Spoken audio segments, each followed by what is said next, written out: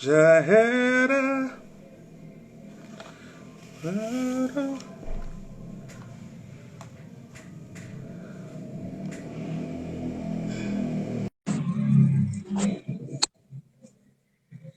Chamando aí Raio Gomes. Opa! Foi? Apareceu? Foi. O meu Instagram, antes da gente conversar, tem uma coisa egoísta, que eu fico com vergonha. Eu não consigo entrar, e as pessoas conseguem entrar no meu, mas é uma coisa da tecnologia do meu aparelho, que é uma guerra da Xiaomi com a Apple, e o Instagram fica no meio. Ele sabota, ele começa a sabotar várias funções do Xiaomi, do Mi. Uma droga isso. Eu já busquei. Engraçado. Eu vi você falando disso em outra live e o meu também é Xiaomi, meu telefone. É o 9. É o 8. Ah, o meu 8 funcionava. Eu fui fazer a besteira. Aliás, fui furtado, aí eu mudei para o 9, achando que fosse mil maravilhas. Não troque, não vá para o 9.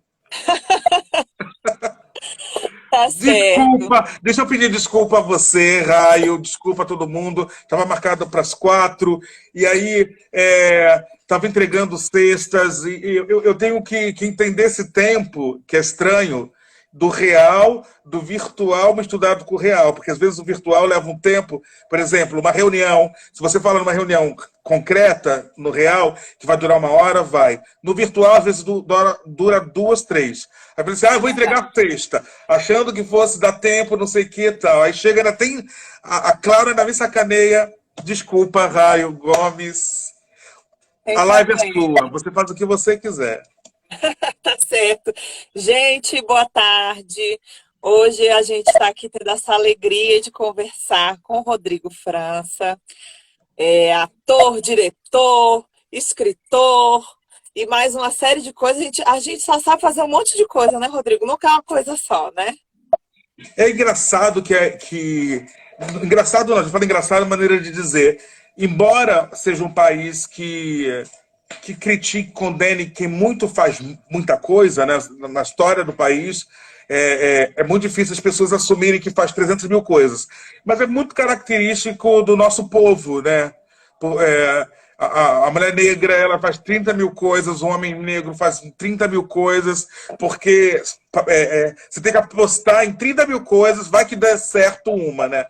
Só que no meu, Verdade. não é isso? Só que no meu caso, eu acho que deu certo em tudo. Aí eu tenho que me virar, me matar para poder resolver a vida. Coisa boa. E hoje a gente está aqui para falar sobre O Pequeno Príncipe Preto. Na verdade, falar sobre narrativas possíveis para crianças negras, tendo como mote O Pequeno Príncipe Preto.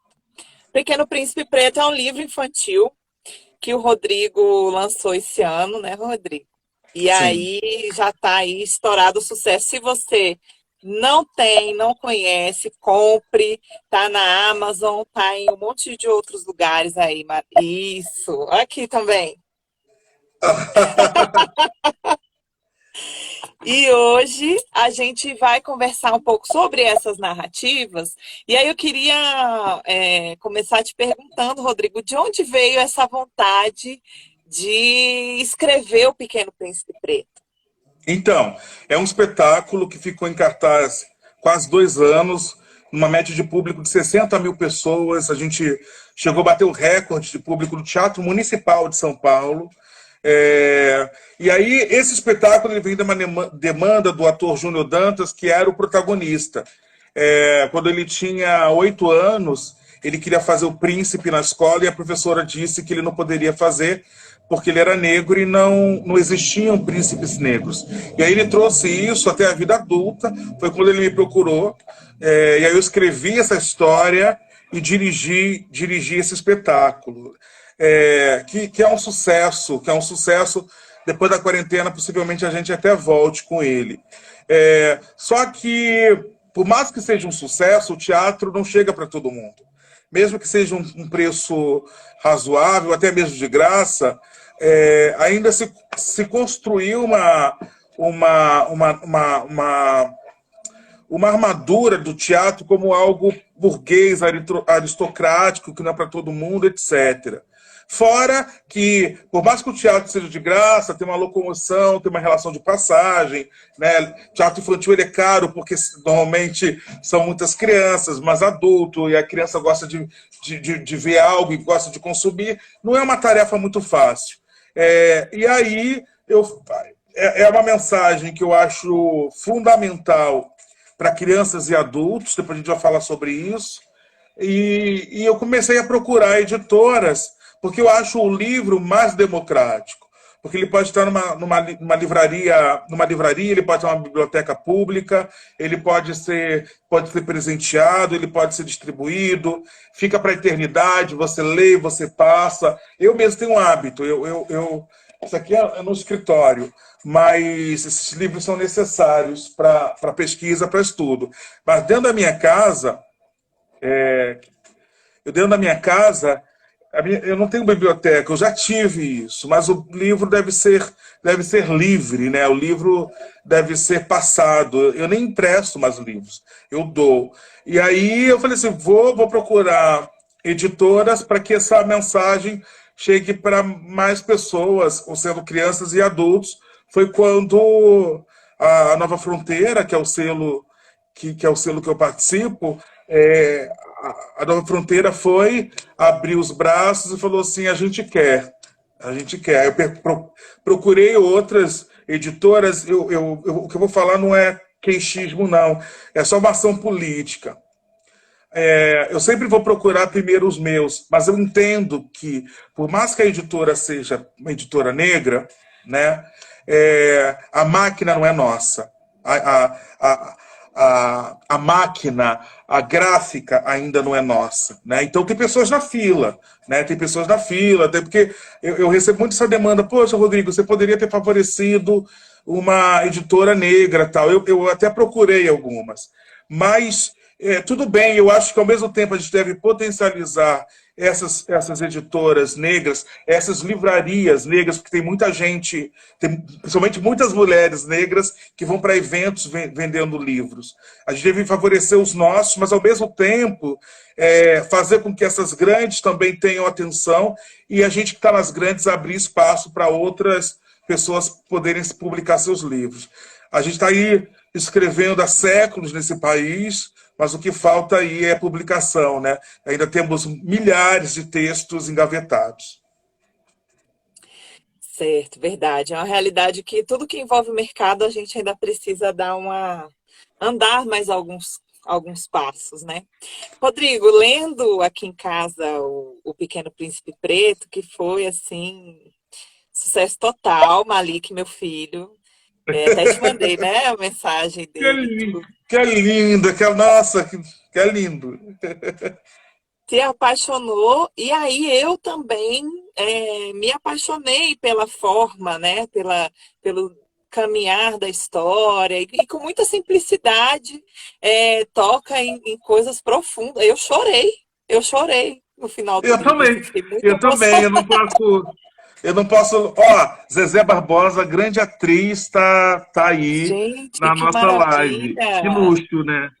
Que luxo! Boa tarde, Zezé. Muito Grande obrigada. diretora, grande atriz. Ai, querido Brasil Teatro. Ai, é isso. Olha, que luxo. Eu fico muito emocionado. Eu fico muito feliz quando você fala assim, da simplicidade. Eu acho, até no meu teatro, a gente. Um dos pontos positivos desse processo de colonização é que a língua portuguesa ela é muito rica. Embora o Iorubá, as nossas línguas matrizes sejam muito mais. Mas eu não falo fluente Iorubá. Até tenho irmãos que falam. Mas a língua portuguesa ela não precisa de mais nada, né? Ela é muito direta. Existem até palavras que não existem em outros idiomas. Mas vamos falar da nossa coisa. Estou falando da língua portuguesa, essa abrasileirada, que tem muito do africano e tem muito do povo indígena. E aí, eu sempre escrevi, mas nunca para criança. Quando surgiu essa oportunidade, eu falei assim, meu Deus do céu, eu vou escrever para criança. Mas escrever é escrever. E eu tenho essa prática de não subestimar o público, não subestimar o leitor.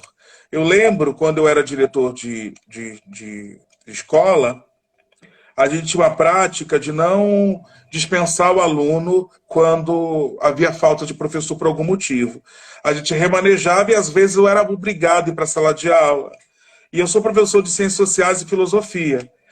E aí, como eu era diretor, a gente colocava os professores nas demais turmas e ficava faltando para quem ficasse com as crianças.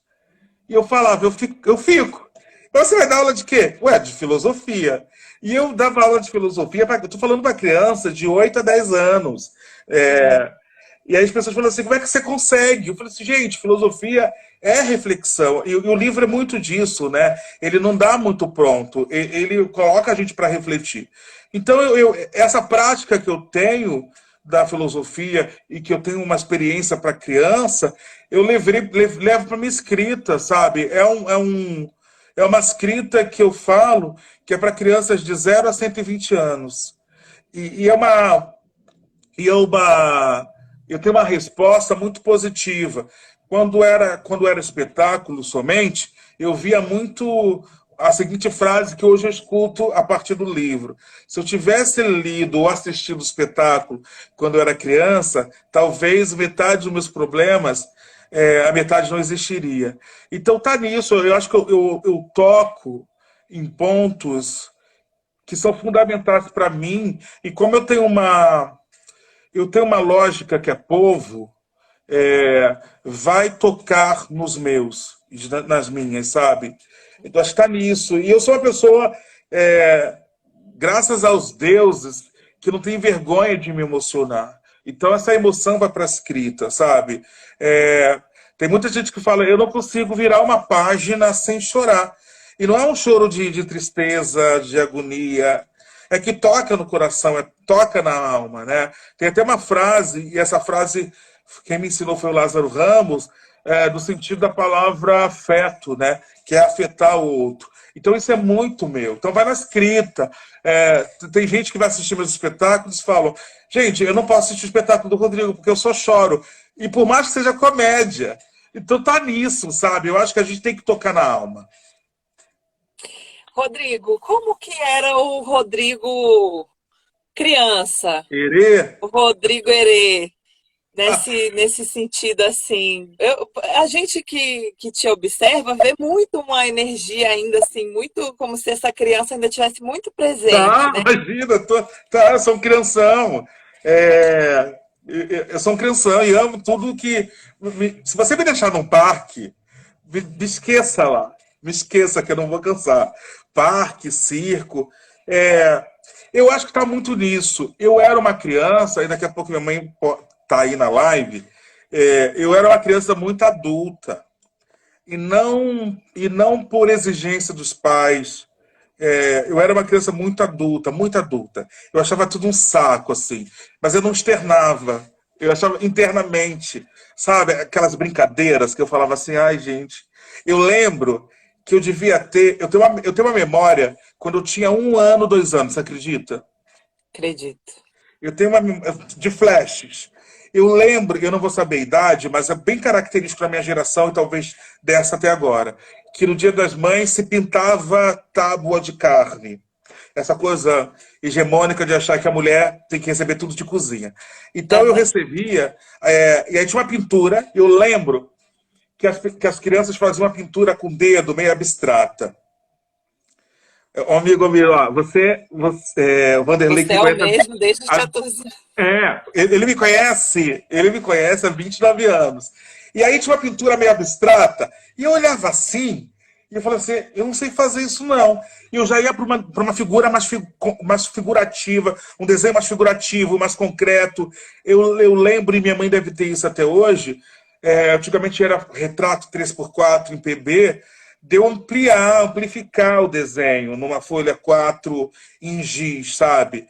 Então eu era muito adulto, de comprar brigas políticas e já e sempre questionando, sempre Eu tenho dislexia, mas o que me salvou foi a leitura do Mundo e leitura do jornal.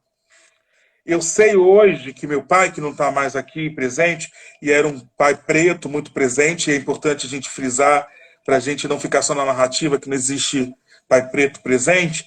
Eu tinha um pai preto presente, e é bom racializar, né? Nessas coisas boas.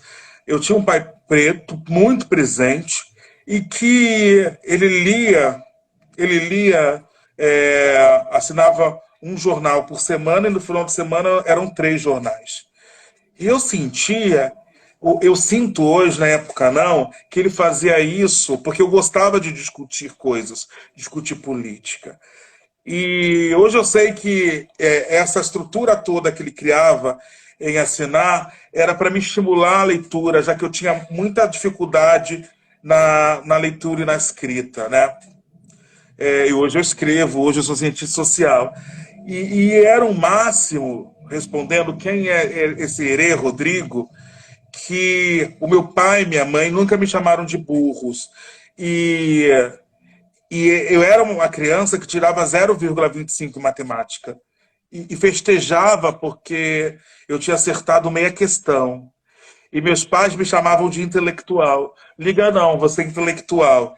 E aí eu tirava 10 em arte, eles falavam meu intelectual. Eu ficava todo. Dane-se matemática, sabe? Dane-se a matemática. O importante ali, eu tirava uma ótima nota em história. Se você ver meu boletim, um dia eu vou mostrar. Vermelho, vermelho, vermelho, vermelho.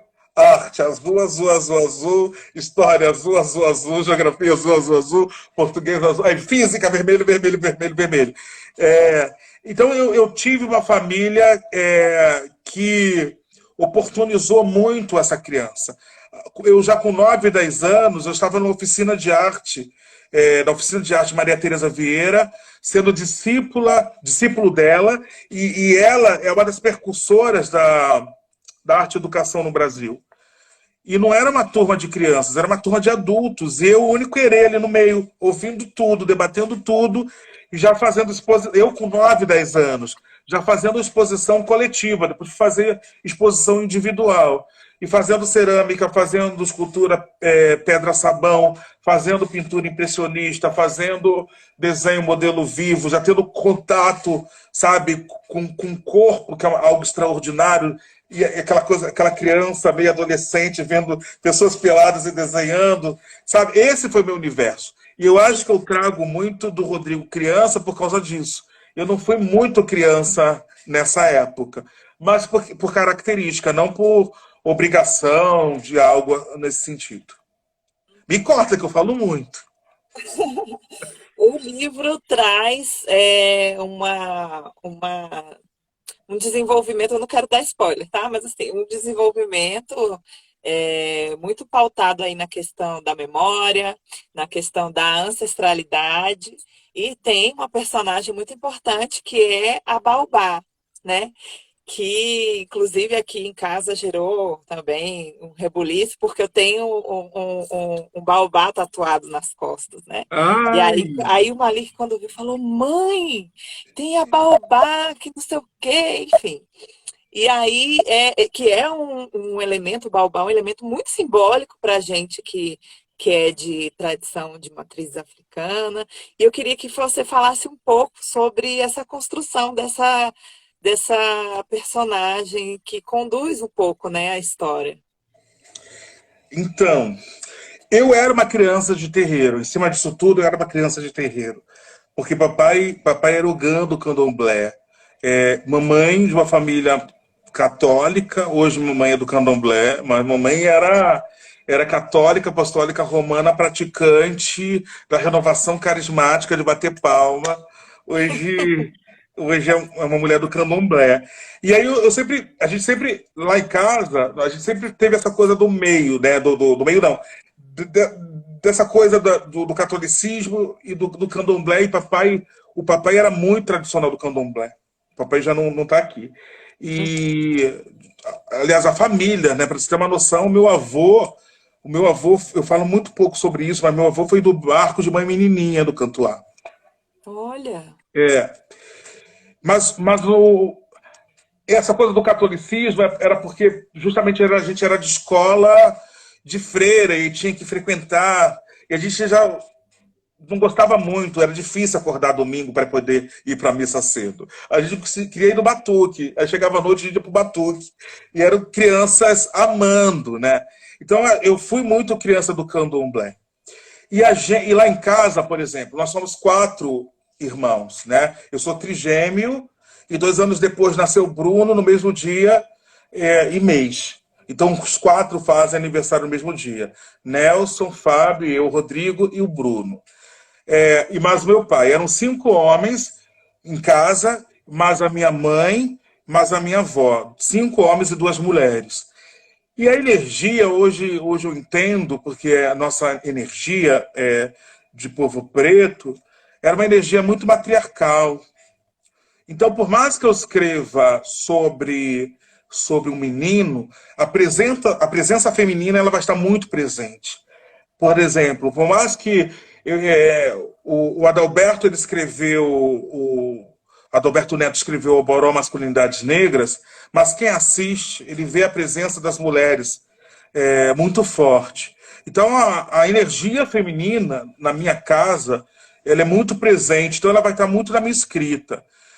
Quando eu comecei a pesquisar O Pequeno Príncipe, eu não tinha lido o clássico porque meus pais sempre foram militantes, e é um livro que ele traz valores muito meritocráticos, né? Você é responsável por tudo que tu cativas, tem uma relação, a Alessandra está aí presente, tem uma relação que os meus pais falavam assim, olha, não leia agora, leia quando você tiver mais crescido, para você entender o Ter que realmente... discernimento ali, né? Porque as pessoas falam, eu amo o Pequeno Príncipe, mas é a partir de uma referência de criança e que a gente acaba compartilhando aquilo que ouviu, sem ponderar. Eu não estou falando que não seja um bom livro, mas eu acho que o livro deve ser contextualizado com esse tempo e espaço. E aí, quando eu li, a Baobá nem coloca como o artigo feminino, é o Baobá no livro, é uma erva daninha que ele deve matar para não destruir o planeta dele. Só que a baobá, como você falou, é uma árvore sagrada, é uma árvore milenar. Eu falei, vamos ressignificar. E, e no livro é uma personagem tão quanto importante do que o Pequeno Príncipe Preto, e que é um personagem que passa tudo de bom. Depois que eu fui entender no término do texto que era muito a minha avó, sabe? Tudo que a minha avó era uma mulher não letrada, uma mulher negra não letrada, mas uma intelectual de uma sabedoria milenar, de uma sabedoria ancestral. Sabe aquelas vozes pretas que você vai visitar e fica na janela rezando enquanto está te vendo indo embora? Essa era a minha avó, sabe? Uhum, Essa uhum. era uma mulher além do seu tempo. É, e aí eu falei assim, cara, é minha avó no final, quando acontece o que acontece, que eu não quero contar o livro, tem muito a ver com com a partida por conta da minha avó. Que quando ela foi embora, ela foi segurando a minha mão e eu falando, olha, minha avó não merece passar pelo que está passando. Se existe uma energia superior, que a leve. Foi na hora que fez pi. Foi o primeiro contato fora orixás, fora nossa ancestralidade, que eu tive com o sobrenatural, né? E aí tudo bem, sabe? A forma que eu entendi essa passagem. Então, eu Uhum. acho que acho não. Essa baobá, ela é forte porque ela é minha avó. Ela sempre teve presença na minha vida. Ela sempre falou isso há 20, 30, 40 anos, sabe, atrás, sobre alto amor, sobre autocuidado, sobre zelo, sobre povo negro, sobre respeito e assim por diante. A gente que está nessa missão aí de educar crianças, né, sempre passa por uma grande dificuldade de encontrar livros e referências. E no caso, aqui em casa a gente tem um menino, E os livros que a gente tinha, todos que são mais voltados para a questão da identidade racial e valorização da estética e cultura negra, eles sempre tinham personagens meninas, né? A maioria deles. E aí, tudo bem, ótimo, a gente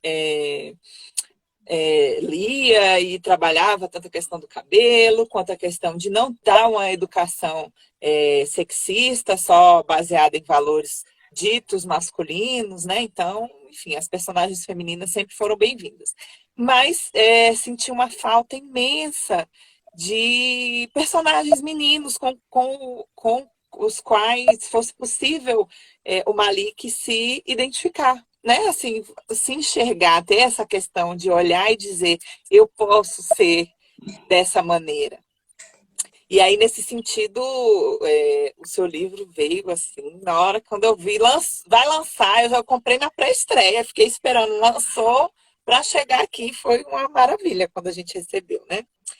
Mas eu queria, eu recebi então muitas pessoas me perguntando, pedindo dicas de livro, querendo ver uma forma de orientar as crianças, ou dar até mesmo pais e mães de crianças não negras, querendo fornecer um referencial diferente, né? Qual o papel que você vê dessa sua produção na possibilidade de estar aí compondo um material mais diverso para a educação das crianças? Eu estava escrevendo uma segunda história infantil, que é uma menina como protagonista. Mas eu estou ouvindo tanta demanda da falta de meninos que eu estou quase mudando. Eu estou quase mudando, eu estou quase transformando esse. é, o que eu observo, assim, aquilo que a gente começou a falar, eu acho que a gente está escrevendo há bastante tempo, né?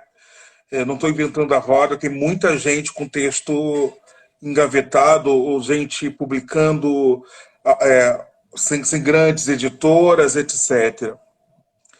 Eu acredito que já passou da hora da gente forçar essa barra de uma escrita, ou seja, de uma leitura não hegemônica, de uma escrita leitura antirracista. Não é fácil, não é fácil escrever para o dia de hoje, com responsabilidade, porque a nossa escola é hegemônica, a nossa escola é racista, né? Eu falo escola tanto acadêmica do que das referências, sabe? E por mais que a gente beba na fonte, esteja no processo de aquilombamento, esteja lendo a cada momento, cair no erro é muito fácil. Eu vejo isso toda hora como roteirista de série que eu sou. Então eu tenho muita responsabilidade. Por exemplo, numa segunda, eu não vou falar o que mas numa segunda edição algo vai ser modificado no Pequeno Príncipe Preto. Porque se ninguém percebeu, mas eu sei. Entende? Então, assim, eu estou sempre procurando me aperfeiçoar. Por quê? Porque já é muito bombardeio em cima do nosso povo, e cada vez mais a gente tem que encontrar formas de referências, de exemplificações positivas. Por exemplo, me dói muito deixar para os meus filhos, para os meus netos, para os meus sobrinhos, somente exemplificações negativas desse homem negro, desse menino negro. Né? Já basta o da Atena, da vida, né? Os programas da Atena, já basta algumas narrativas que a gente aprendeu a reproduzir de que homem preto não presta, sabe? Não estou falando que existem os homens que não prestam, mas existem os homens que prestam, e a gente tem que fugir dessa visão maniqueísta do 100% bom e 100% mal, que isso é uma estrutura eurocêntrica e está longe de ser uma estrutura africana, principalmente quando a gente vai para os itãs, né? Então, eu acho que, voltando à sua pergunta, a minha responsabilidade está na exemplificação positiva, sabe? Me emociona, por exemplo, o seu filho ficar comovido quando eu falo, nossa, o Pequeno Príncipe Preto parece com ele. E é isso que eu quero. Eu quero que essa geração possa se enxergar potente. Essa próxima geração, e essa geração também que está aqui, porque tudo dá tempo, né? Se enxergue potente, se enxergue belo, se enxergue inteligente, se enxergue capaz. Tudo aquilo que a minha geração não teve, eu quero que essa geração possa a passar a ter. Eu enxergo uma linha, e aí pode ser, é uma visão bem de fora, né? Eu enxergo uma linha muito de continuidade a partir desse trabalho com o Pequeno Príncipe Preto, que é o tema dessa conversa de hoje que a gente está tendo. Para quem chegou depois, a gente está falando aqui sobre o livro Pequeno Príncipe Preto, do Rodrigo França. E mais adiante, com o Oboró. Apesar do Oboró ter chegado primeiro, mas eu vejo que existe um caminho nessa discussão de masculinidades, primeiro com os meninos e aí depois com as masculinidades adultas. E eu sinto muito porque ainda não tive oportunidade, o Oboró ainda não veio para cá, mas eu estou confiante. Mas vai. Acredita que eu estava assinando o contrato? Ah, menina, acredito. Mas tudo tem seu tempo, vai dar tudo certo. E aí, eu queria que você falasse um pouco, inclusive, parabenizei já a Adalberto, né, pelo prêmio Shell ai meu Deus, dramaturgia. Dramaturgia. E também, claro que, como ele falou em diversos momentos, esse prêmio também é seu, né? E como é que você se sente aí tendo esses seus trabalhos nessas áreas tão reconhecidas e essa importância de estar se falando dessas masculinidades possíveis, desde a infância até a vida adulta? Eu tenho uma visão muito povo, né? Povo preto. Eu dificilmente, fora nesses trabalhos, você vai me ver discutindo esses recortes dentro das nossas negritudes. Embora eu saiba que exista especificidade em gênero e orientação sexual, em classe social, dentro das nossas negritudes. Negritudes, é bom frisar o plural. Mas embora falando muito, escrevendo muito sobre o povo negro, isso é muito forte nos meus trabalhos antes de Oboró e o Pequeno Príncipe Preto, eu acho que chega um momento que a gente tem que separar um pouco, ver essas especificidades relacionadas às violências que debatem o nosso corpo e depois a gente volta para estar junto. Por quê? O racismo é o mesmo. É o mesmo. O racismo é o mesmo que abate a mulher em relação à sua solidão, em relação à violência obstétrica, à violência doméstica, ao feminicídio, e como abate esse homem no cárcere, desse menino que morre a cada 23 minutos, que é assassinado no Brasil, etc. E tal. Mas o latente é isso. E aí eu comecei a reparar, até por conta de demandas de conhecidas e amigas e que vão falar sobre o feminismo negro e outras amigas sobre o mulherismo africano, se fala muito sobre o patriarcado. Eu acho que hoje é meu centro de debate. Se fala muito sobre o patriarcado, esse homem que é do patriarcado, etc. E opa, peraí, que homem é esse que é do patriarcado? A gente precisa entender que esse patriarcado ele veio da Europa. Eu estou falando isso em diversas lives. Quem está aí já ouviu, desculpa, mas é importante a gente estar falando. Esse patriarcado, essa estrutura, ela chega aqui no Brasil da Europa, não é indígena, é europeia, não é africana, é europeia. E por trás desse patriarcado, no Brasil, a gente está discutindo latifúndio, ou seja, propriedade rural e escravidão. Coisas que o homem negro nunca teve.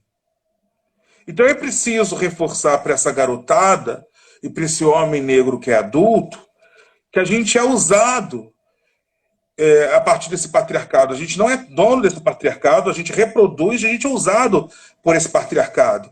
E esse patriarcado ele não só abate a mulher a mulher negra, a mulher branca. Ele nos abate também porque é ele que nos exclui, ele que nos mata, ele que nos violenta, ele que, ele que possibilita, já para a negritude LGBTQ+, essa LGBTQ-fobia, e ele principalmente que faz com que, ao fazer esse homem negro ser violentado, essa violência seja reproduzida dele para os seus e principalmente para as suas, para a sua mulher negra, para a sua companheira negra, para a sua esposa, para a sua amante, o que for, para a sua filha, né? E é o mesmo patriarcado que essa cadeia, a própria Débora Medeiros, uma grande intelectual que eu admiro, ela mesma fala, abate até nessa mulher na sua cadeia mais baixa, que são as crianças e que às vezes são outras mulheres. Então a gente precisa discutir. A gente precisa discutir, e isso está muito no meu texto, e está no subtexto ali do Pequeno Príncipe Preto, quem é que gera isso tudo e que, de uma certa forma, ninguém questiona, que é esse homem branco. Quando a gente discute que a humanidade errou, a gente discute de uma maneira muito equivocada, porque quem erra tem raça, tem raça, etnia, tem idade, que é sempre mais velho, tem orientação sexual, tem gênero e tem classe social.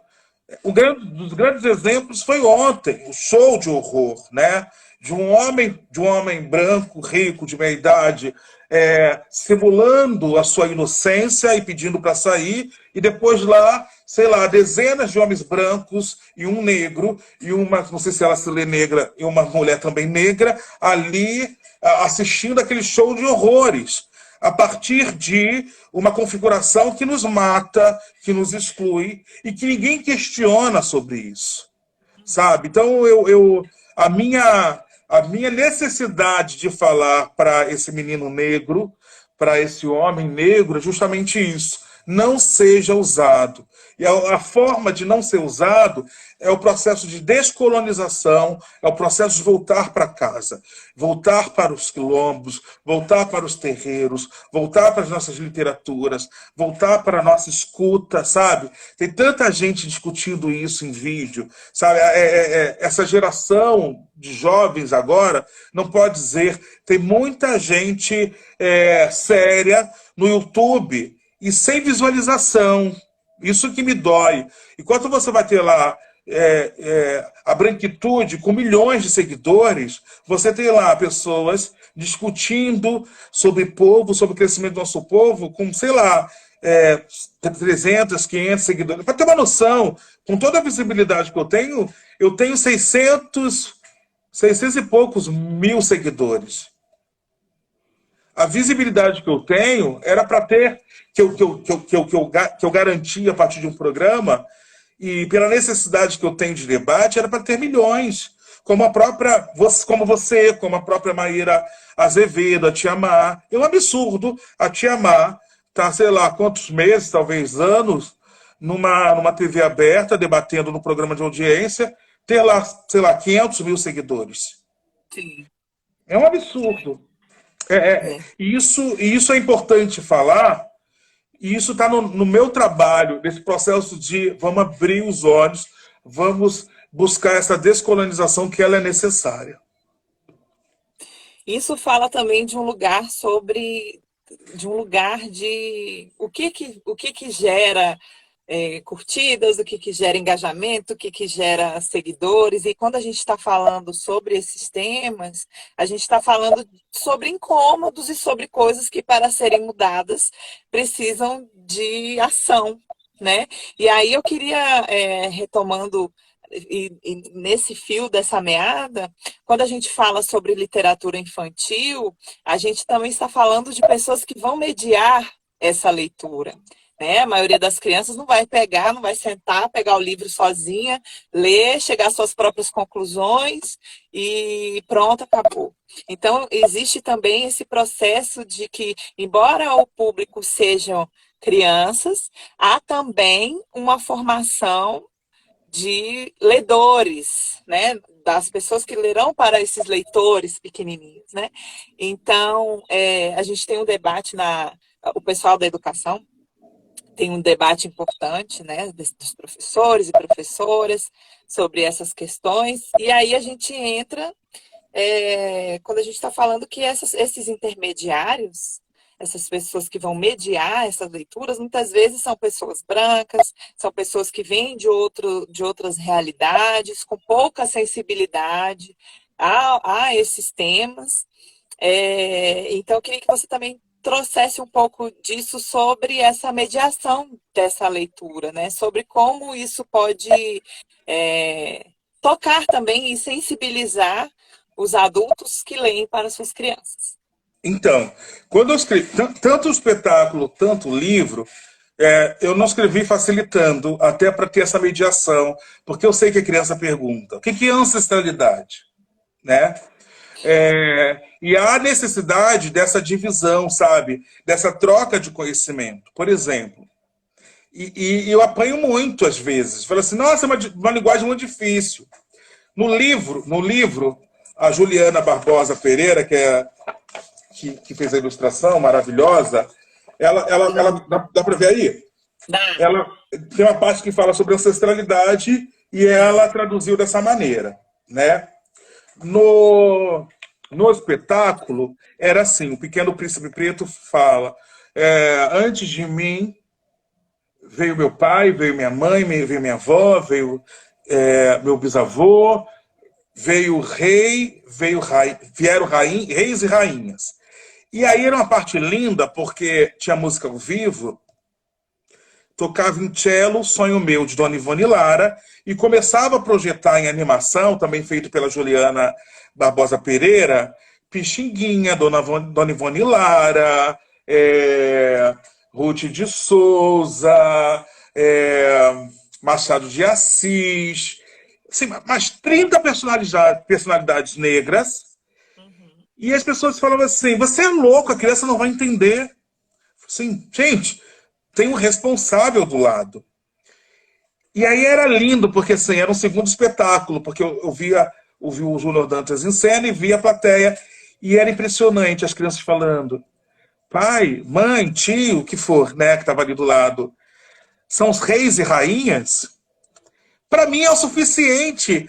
Naquele momento, para a criança, pouco importa se era Pixinguinha. O mais importante era que é o rei, e não deixou de ser rei. Entende? E o contato ela viu, em um outro momento, quando ela puder desenvolver e tal, ela fala, eu já vi no espetáculo, eu vi esse cara, conheço de algum eu vi lugar. essa figura. E aí vai buscar. A gente não pode simplesmente entregar um livro e falar assim, se vira. Tem essa troca, tem essa mediação. É importante essa construção do conhecimento. Isso dentro de casa, principalmente na família negra. É importante essa literatura e a nossa literatura para pessoas não negras, e principalmente pessoas que vão mediar e que não são negras.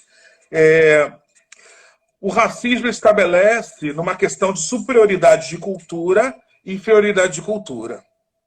Na medida que você apresenta para uma criança não negra um livro como esse, vou fazer um jabá, ou qualquer livro com personagem negro, você acaba com essa superioridade nivela. Você acaba mostrando que existem outras culturas e que o diferente, o diverso, o plural é rico. Então você acaba construindo uma cultura antirracista. Eu sou professor há mais de 20 anos. Uma sociedade racista, as suas instituições sociais vão ser racistas. Assim como outras mazelas. Isso eu falo como família, isso eu falo como escola, isso eu falo como igreja, templo, terreiro, o que for.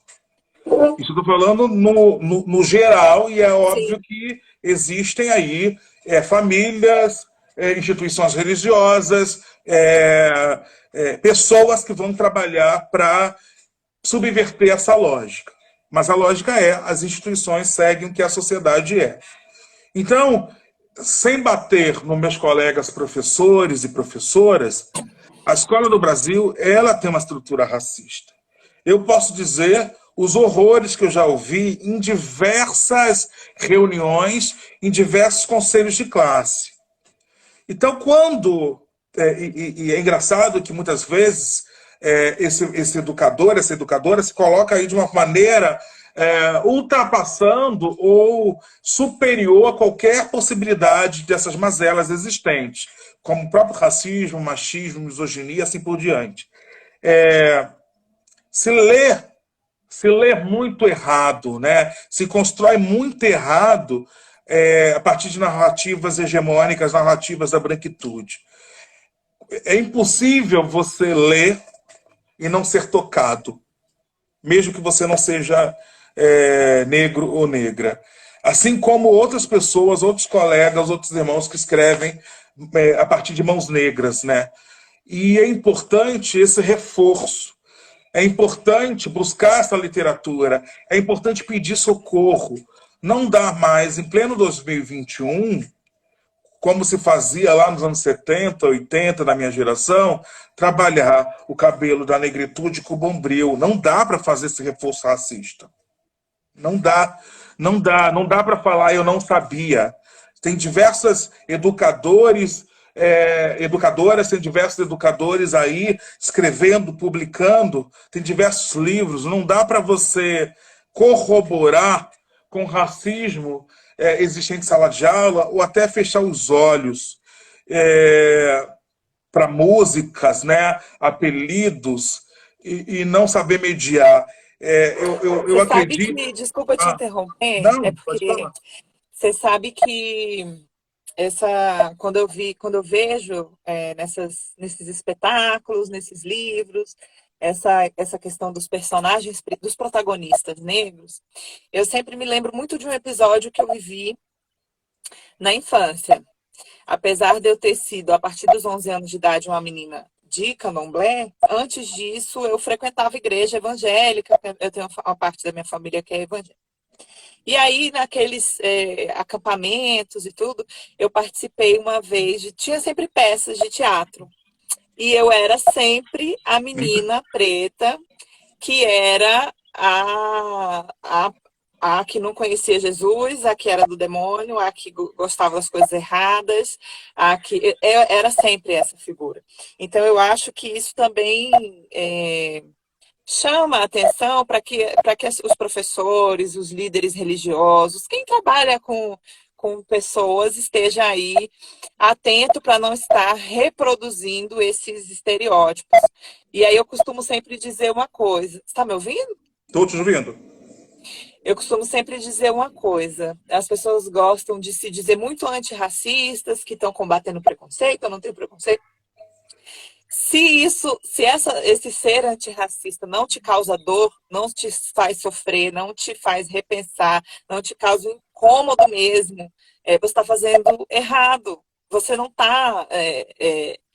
Se você está no lugar, porque eu tenho amigos, porque eu trato meus alunos todos iguais, e isso. Se ainda está nessa base de argumento, vamos procurar mais leituras, vamos procurar mais mudanças de atitude, porque ainda não está suficiente. Mudança de comportamento e atitude, ainda mais de um processo tão profundo como é o racismo brasileiro, dói, né? Vai. Causa esse incômodo. Rô, tem várias pessoas falando aqui. Tina Barbedo, tem coisas que são bem sutis, que acontecem e que reforçam esses preconceitos. Aquário 97, reflexo dessas ações estão acontecendo também em livros didáticos, que é um material muito presente nas salas de aula. Breno, não podemos reduzir o que é necessário ser falado. Muitas vezes a avaliação de que a linguagem é difícil e inacessível, justamente para impedir que certos conteúdos cheguem ao encontro da criança. Não, mas a gente está falando sobre outra coisa. Está falando de uma literatura que é para a criança e que a gente não deve subestimar essa criança. Agora, é óbvio que existem livros que não são aconselháveis para criança. Não, mas eu acho que ele está concordando com isso. Ele está falando assim, que muitas vezes as pessoas dizem que é difícil para não chegar até a criança certos assuntos, como racismo, como machismo, né? Ok. Entendi. Vamos lá. Rita Alguém está Silvana. pedindo indicação de livros. Na Certo. página Potências Negras, tá aí, @Potências Negras, tem uma postagem de indicação de livros, coletivo que a gente participa. Isso mesmo, gente. Vão lá, que também está tendo indicação de livro, tem indicação de filme, tem muito conteúdo, tem coisas bastante interessantes para estar se informando. Rita Silvana, raio, pensar sobre o que nos toca, o que nos indigna e sensibilizar a ponto de fazer mudanças. Isso mesmo, Rita, grande amiga. Ai, gente, minha tia tá nessa live, minha tia Rita. Um beijo, tia, Pensa. benção. Odara Jara. Quem escravizou o nosso povo no Brasil eram os católicos e nos Estados Unidos eram evangélicos. Como deu certo financeiramente, por que mudar? Muitas reflexões, né, Rodrigo? Queria Muitas saber... reflexões. Eu queria fazer um apontamento que pouca gente fez, ou quem faz não tem luz sobre isso. Me dói muito a gente naturalizar essas missões religiosas para o povo indígena e o povo africano. A gente naturalizar como algo bom, fazer caridade, fazer doação, não querer nada em troca. Isso significa não querer dízimo, sabe? A gente, e vou falar mesmo, existe essa participante aí, que as pessoas estão endeusando pelo trabalho em África. Me dói glamourizar pessoas primeiro que essa construção absoluta dessa África miserável, doente, etc. E a gente sabe que no mundo todo, ou parte do mundo todo, existem lugares ricos e existem lugares pobres. Eu acho que é desonesto quem vai apontar a pobreza e não discutir de onde vem essa pobreza. Essa pobreza não é natural da África. Essa pobreza é a partir de roubo, é a partir de missões, é a partir de colonização. A África, ela não nasceu pobre, ela foi roubada. Ela foi roubada. A riqueza que se tem hoje na Europa, a riqueza principalmente que se tem hoje na Inglaterra, é fruto de roubo da África. Roubo de diamante, roubo de petróleo. Então é desumano, é desonesto trazer à tona uma África pobre, se naturalizar como a redentora, como a salvadora, e que por trás tem um trabalho de evangelizar, de demonizar divindades, deuses que estão lá há milênios para colocar uma verdade absoluta. Isso é muito sério. Pouco se falou, e que se falou as pessoas estão fingindo que não estão ouvindo. Para mim é gritante numa fila de pessoas com fome, as pessoas dando o que tem de moeda e se enaltecer. Olha, é uma fila, as pessoas não têm nem onde morar, isso é uma fila para dízimo. Isso é desumano. E isso é a mesma coisa que foi feito em 1500 nesse país. Isso é a mesma coisa que foi feito no século XVI, em relação à África. Então, assim, é desumano. Falei. Fale, Rodrigo, fale. É verdade. Gente, É muito. ninguém tá vendo isso, assim, roubar, gente. eu A roubo e vou lá depois Redentora, fazer caridade, né? a Enfim, eu acho Redentora, que que é isso, gente? Vou para a África entregar leite em pó, não sei o quê. Que isso, gente? E se faz é o mínimo, porque esse país roubou muito da África a partir de Portugal. Se faz é o mínimo, é reparação. E não vem me falar se pelo menos está fazendo. que é o que a gente mais ouve, né? E aí a gente porque eu não publicito. É porque eu não publicito o que o meu povo faz pelo meu próprio povo. Eu, hein? Ai, acho que eu perdi 20 quilos.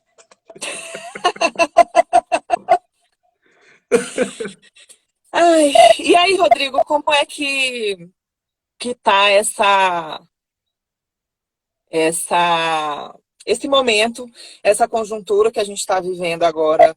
Não bastasse a gente estar passando já por um longo período aí de dificuldades, a gente está agora atravessando essa maré de pandemias que a gente sabe que tem vitimado e tirado, se não diretamente pelas questões de saúde, pelas questões colaterais, pela falta de emprego, pela falta de acesso à renda, trabalho, etc. Pessoas dos mais diversos segmentos. notadamente as pessoas que trabalham, que vivem nas periferias, como também os artistas, enfim. Como que você tem se sentido? É uma pergunta bem pessoal mesmo. Assim, como é que você tem se sentido nesse contexto, nesse período, com essa chuva de informações que a gente tem sobre esse tema e a possibilidade de atuações nesse sentido? Primeiro, eu tenho. Eu não acho que nós pretos tenhamos privilégios, não. A gente tem menos peso nessa. Eu estou falando nós pretos de classe média. Eu não tenho privilégio, mas eu tenho alguns benefícios dentro da minha profissão, dentro da estrutura. Eu posso ficar em quarentena. Embora eu não esteja, porque eu estou fazendo um trabalho em relação ao nosso, justamente o nosso povo. Eu tô com muito medo. Eu tenho medo muito de sair. Eu tenho medo. Eu saio com máscara, eu saio na medida do possível com luva, etc. Mas há uma necessidade porque tem muita gente com fome, tem muita gente que precisa da gente.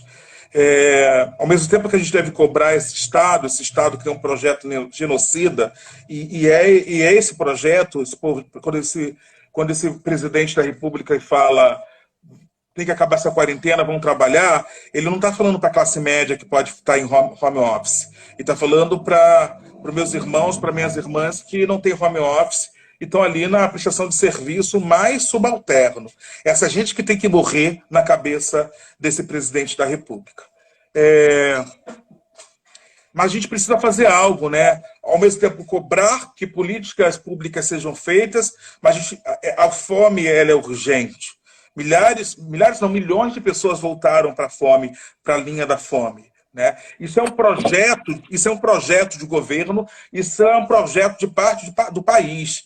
Parte do país votou para que pessoas voltassem à fome, para que pessoas pudessem deixar de usufruir do melhor, que é a faculdade, que é ter uma boa saúde, que é ter uma boa educação.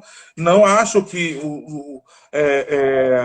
os outros governos fizeram o ideal, mas fizeram melhor do que foi feito, né? Do que está sendo feito. Mas eu acredito que é o momento da gente voltar às ruas, sabe? E ajudar nosso povo. Coisa que, de uma certa forma, a igreja ela preencheu essa lacuna. E quando a igreja preenche essa lacuna, existem igrejas que têm um ótimo serviço, um serviço excelente, correto, e existem igrejas, através de pessoas, que não prestam o serviço correto.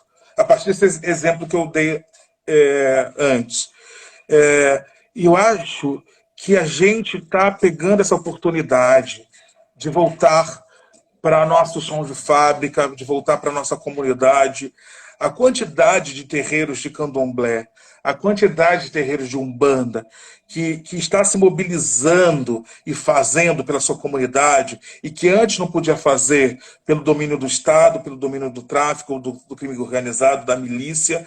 E a fome é a fome, né? Hoje vai ter que encarar esse trabalho de militância dos terreiros, né? A volta das ONGs. A gente passou por um período da marginalização das ONGs. Algumas ONGs erraram e se noticiou como todas as ONGs não prestassem. Muitas ONGs, muitas OCIPs, instituições, muita gente fazendo um trabalho sério e volta hoje a foco. Né? Eu acho que é isso. Existe esse projeto de genocida e existe uma necessidade de pessoas e principalmente do nosso povo, em subverter esse projeto e alimentar e dar dignidade, sabe? Por exemplo, a primeira categoria a parar foi a categoria do teatro, né? Teatro, show, de entretenimento. A gente parou antes de qualquer decreto. Depois vieram o pessoal do turismo e o pessoal da hotelaria. A gente não tem carteira assinada. A maioria não tem contrato com a Globo.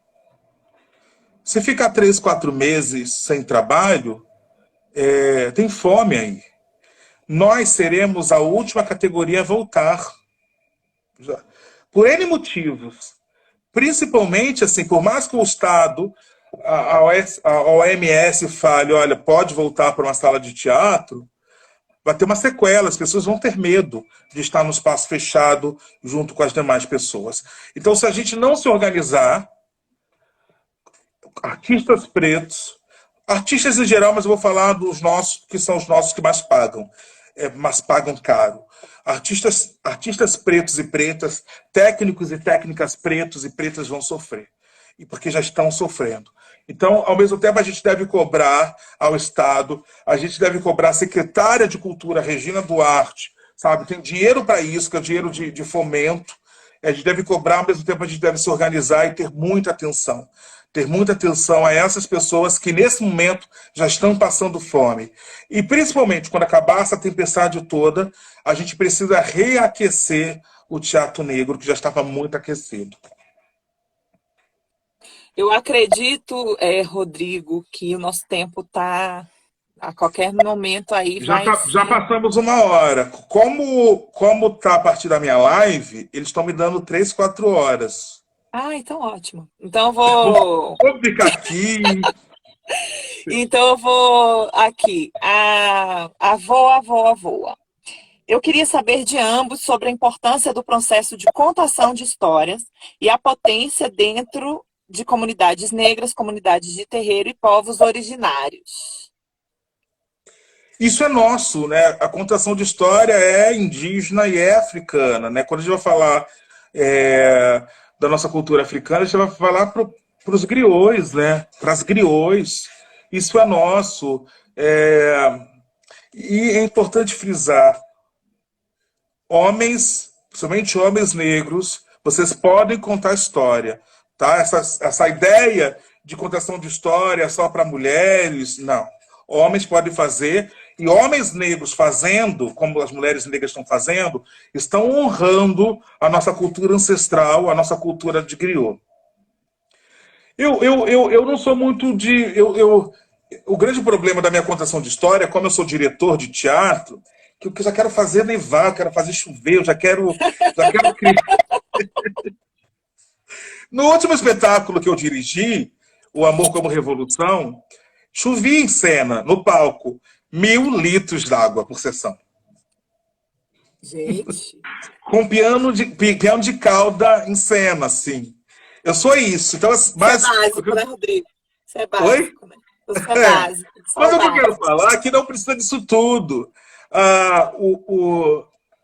O simples também é tecnologia, é isso, sabe? A palavra,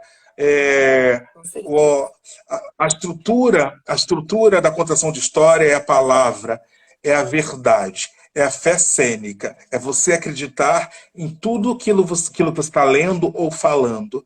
É verdade, sabe? Você pode até criar um grande figurino, um grande cenário, mas o que a criança está interessada é na sua verdade, é na sua palavra. Porque a sua palavra é que vai fazer com que ela construa todo o imaginário, todo um lúdico dentro da própria cabeça.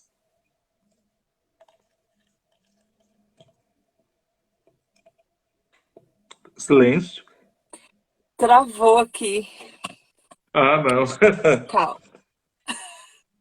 Você tá me vendo? Você tá me ouvindo direito? Tô perfeitamente. Agora você voltou para mim. Meu celular, não foi nada de... Olha só, tá pipocando um monte de coisa na minha tela. Pronto. Mas tá tudo perfeito, tá? Tá. Eu queria falar também falando sobre essa questão da griotagem e dos nossos da tradição do povo de terreiro e povos originários, como a Jade, essa é a Jade, a avó é a Jade. Colocou. Vou aproveitar que você citou alguém. Tem um cineasta aqui, sim. Clementino Quelé, cineasta preto, tem que reverenciar. Gente. Se tivesse atabaque, a gente ia bater. Tem uma galera, tá chique a beça. Tá chique a beça. Bater não, tocar. Ai, gente, eu dou os moles, tá vendo? Tá chique a beça, desculpa te cortar. Acho que eu tô dando um delayzinho aqui contigo, mas voltei. É, E aí eu queria falar um pouco disso, dessa vocação, que eu acho que é um pouco do que eu tenho tentado fazer com esse para-raio, né? Que esses programas online aqui que eu tenho feito, convidado pessoas, que a gente sempre, eu busco colocar algum tema, algum assunto que vai puxar, mas a gente sempre, a partir de vários outros assuntos e várias outras histórias, a gente vai tecendo, né, essa rede e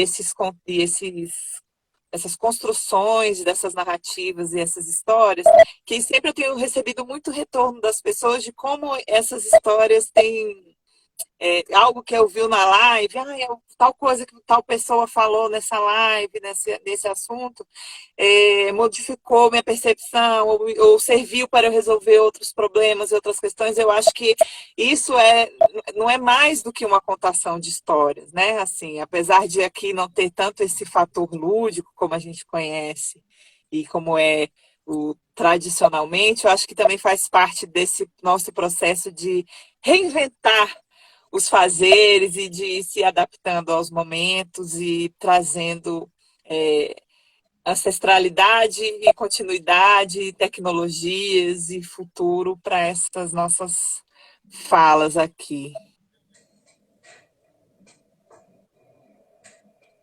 Você está conseguindo rolar aí, Rodrigo? Acho que meu celular está com Eu tô vendo, pane. eu tô ficando na cara do meu pai, gente. Isso é bom. Peraí, deixa eu ver aqui. O Robson Cristo Oliveira, ele colocou aqui um edital do governo do estado. Eu amo isso do nosso povo. Para as pessoas entrarem, porque dá para fazer contação de história. É um edital que é um valor de R$ 2.500 para trabalho online nessa quarentena e pós-quarentena. Então aí, gente, dá uma olhada. Façam logo, acho que até o dia 28, se eu não me engano, mas o quesito para desempate também é a relação de antecedência de entrega. Então, não deixa para por último, não, tá? Então, tem edital aqui, pessoal do Rio. Que mais? Eu amo isso do nosso povo, gente. Essa coisa de competição, isso não é nosso, gente. Isso aí é deles. Deixa para eles, que nem para eles. Eu tô falando sozinho. Nem para eles dá conta mais. Não dá nem conta mais. Aí, cadê? Deixa eu ver se tem outra pergunta aqui. Tem algumas perguntas. Tereza Lopes, cantora maravilhosa sambista aqui de Brasília, na nossa live. A gente está muito chique, Rodrigo, está um Está novo. muito chique. Muito bem. Trabalho é que não falta. E não precisa criar. Se você não consegue ou não pode, não dá para colar em movimentos que já existem. Não sei qual o sentido, mas. Acho que ele está dizendo que se você não consegue fazer nada a partir de novas iniciativas, você já pode colar em quem está fazendo. É isso. Pergunta para ambos. Rodrigo, como escrever Pequeno Príncipe se comunica com a sua criança e imaginário? Como foi esse processo de escrita e desenvolvimento da narrativa do livro?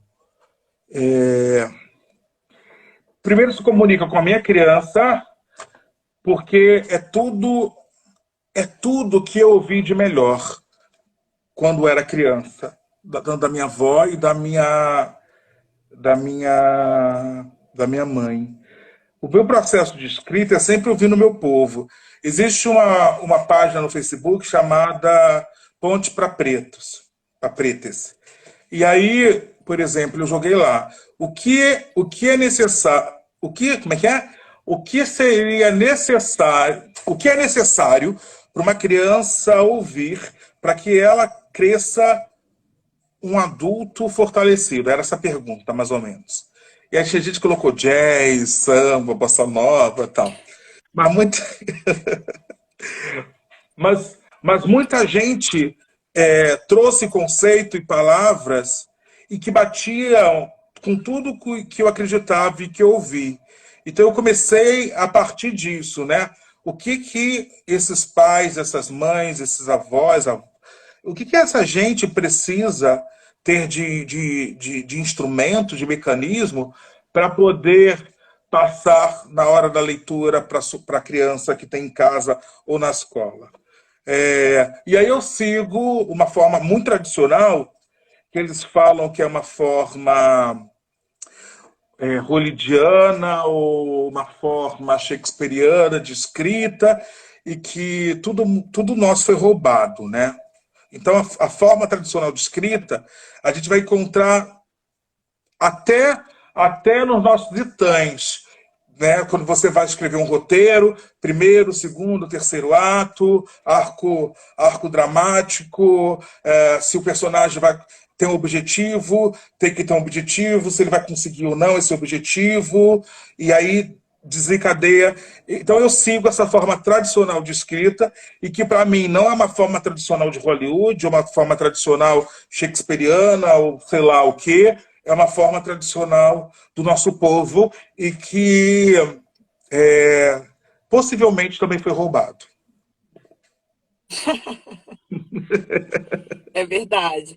E é muito interessante, quando a gente se atenta um pouco aí, resgatando e pesquisando e indo atrás da origem das coisas, a gente vai perceber que muitas das coisas que a gente acha que era judaico-cristã, muitas das mitologias cristãs e etc., era muita coisa que já era nossa, né? Já estava lá no Antigo Egito, e foi copiado, colado, usurpado, enfim, de diversas formas.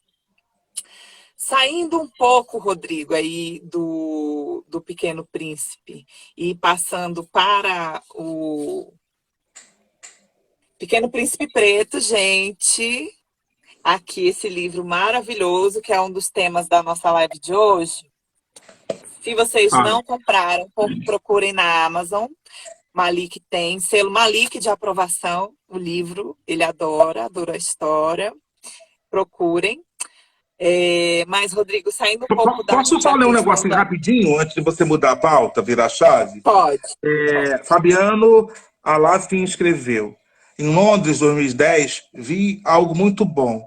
Os indianos chegavam e diziam: vocês têm a responsabilidade de nos sustentar por toda a exploração feita ao meu povo. Acho que nós pretos devemos cobrar a indenização. É isso, não tem caridade. Tem mais do que obrigação de oferecer o melhor e sem pedir nada em troca, ou para o povo indígena, povos originários, ou para o nosso povo preto, africano, de quilombo ou de terreiro. É verdade. Fabiana Alafim, do Afoxé, Alafim Oiola, de Pernambuco. Muita alegria você aqui trocando essa ideia com a gente, Fabiana. Um abraço. Muito obrigada. Rodrigo, o que você tem planejado, mirado aí de continuidade? Porque eu acho que as coisas ficaram um pouco freadas aí, né? Com essa história de quarentena. Quais são seus desejos e seus objetivos aí mais próximos? É uma interrogação, né? Só em abril eu tive 4 espetáculos cancelados, né? Desses 4 espetáculos, 2 sem patrocínio do meu bolso e do meu irmão, né? Então, assim, esse dinheiro não voltará tão cedo, mas voltará. Eu confio no meu público, eu confio no nosso povo preto. Não dá para... Eu estou me organizando, primeiro assim, não dá para imaginar quando isso tudo vai acabar. A gente não tem essa gerência, também não adianta ficar na loucura, né? Em algum momento vai ter que acabar.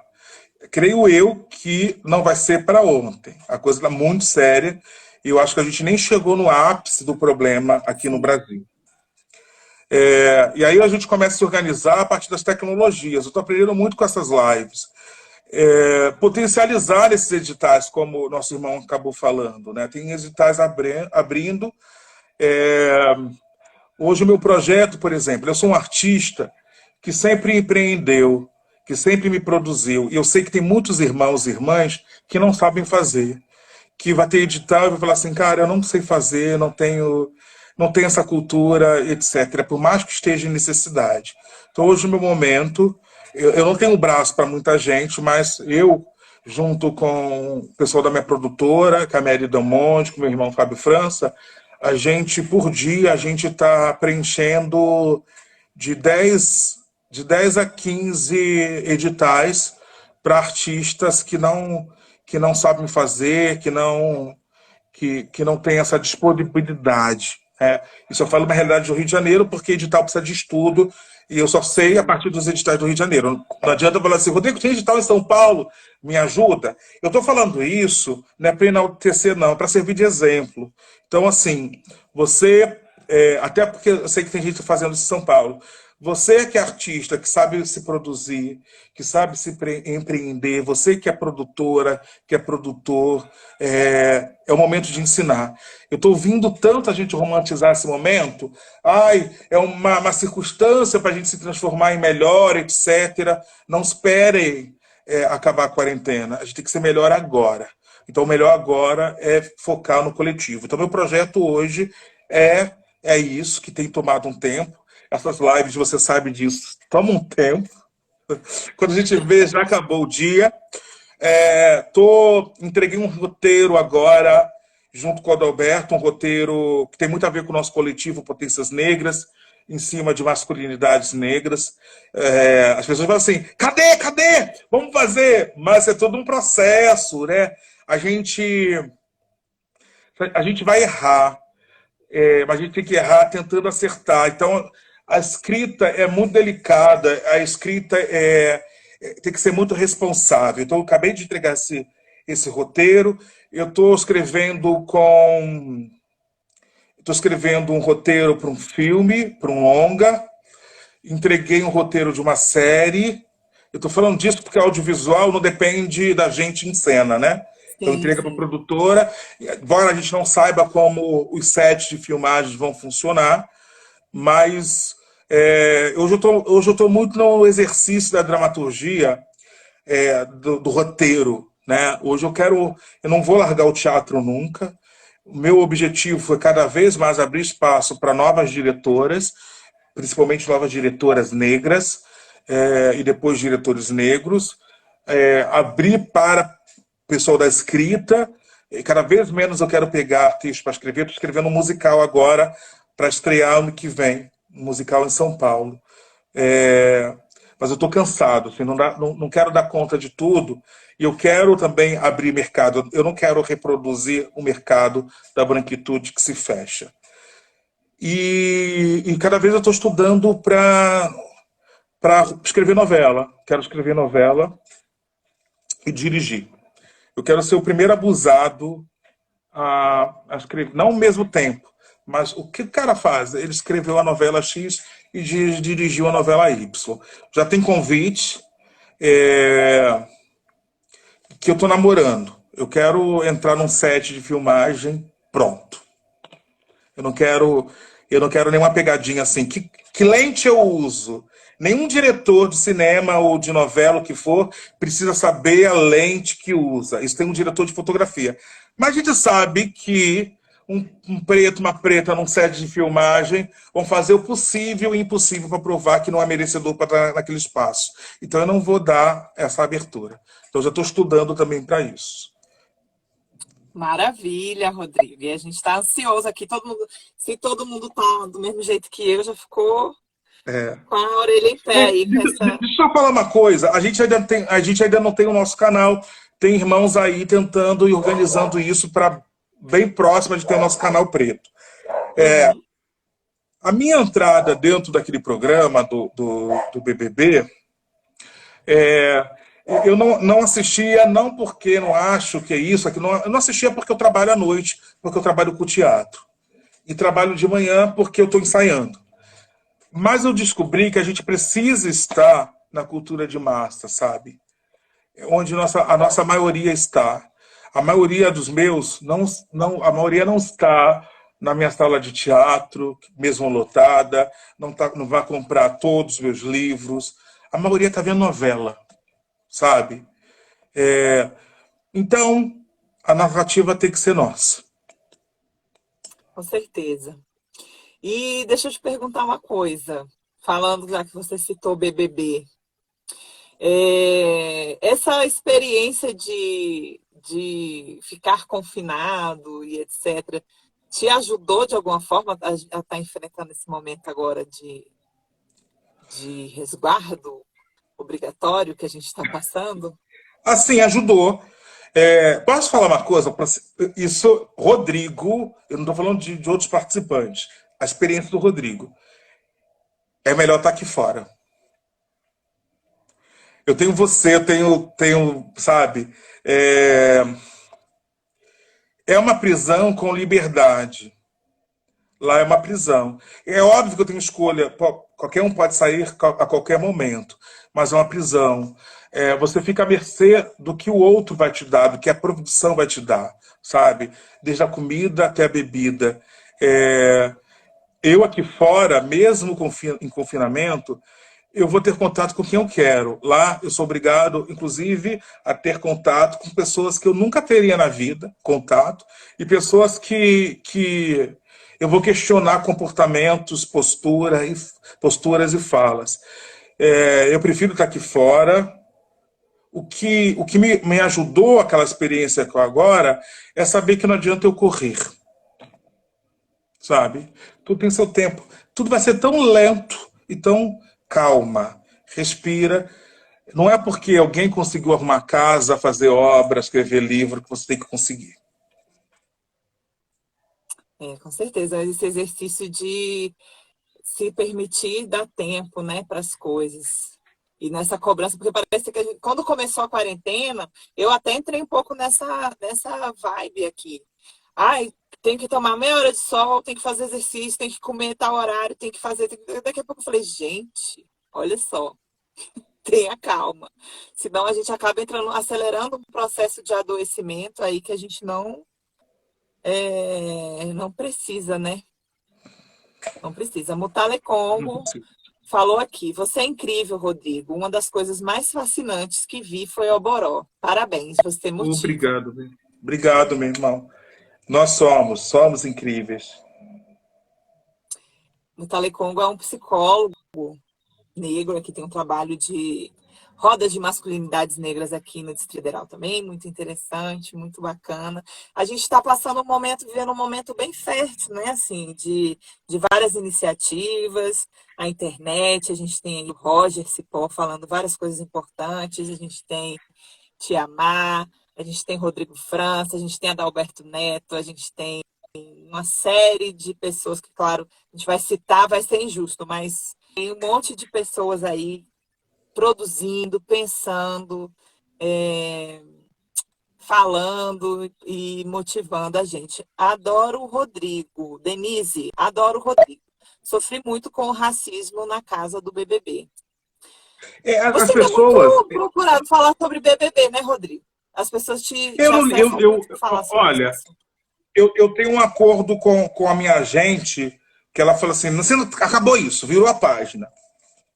Porque senão fica essa história do ex-BBB. Mas nesse momento, eu seria muito egoísta tendo Babu e Thelma dentro da casa e não querer tocar no assunto.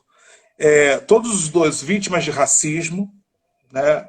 Racismo recreativo, é, às vezes não racismo recreativo, mas todos os dois vítimas de racismo. Eu seria muito egoísta falar, olha, não toco nesse assunto. Acabei de escrever um artigo para o UOL, amanhã vai sair acho que na primeira página do segundo caderno, uma fala minha e da Gabi Heblin sobre essa edição de agora. E por mim eu não falaria, mas por uma relação moral, ancestral, de irmandade eu vou falar. Eu não esquento, não. O racismo que eu passei ano passado foi velado. As pessoas falam assim, como é que você aguentou? Vocês tinham noção, vocês viam pelas câmeras, né? Nada foi dito, não houve confronto. É isso. Se houvesse confronto, vocês iam conhecer outro Rodrigo.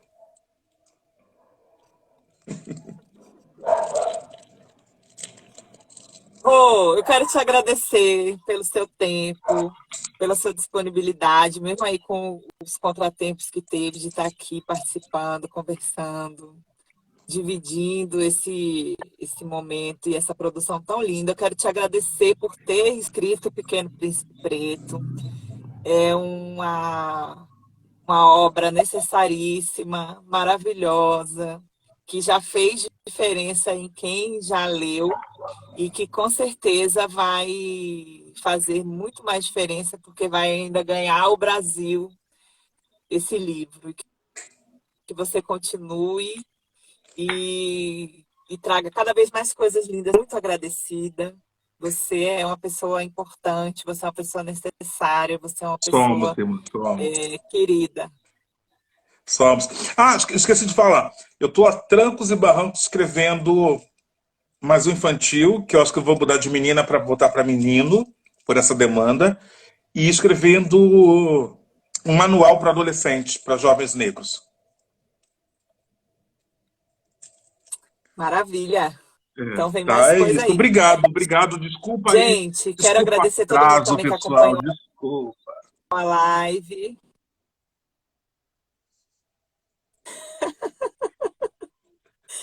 Agradecer todo mundo que participa. Nem sempre a gente consegue ler todas as perguntas, mas, enfim, a presença é maravilhosa e é combustível para a gente continuar conversando, continuar produzindo. Muito obrigada. Obrigado. Ó, a live vai ficar aí 24 horas, vai estar salva. Beijo.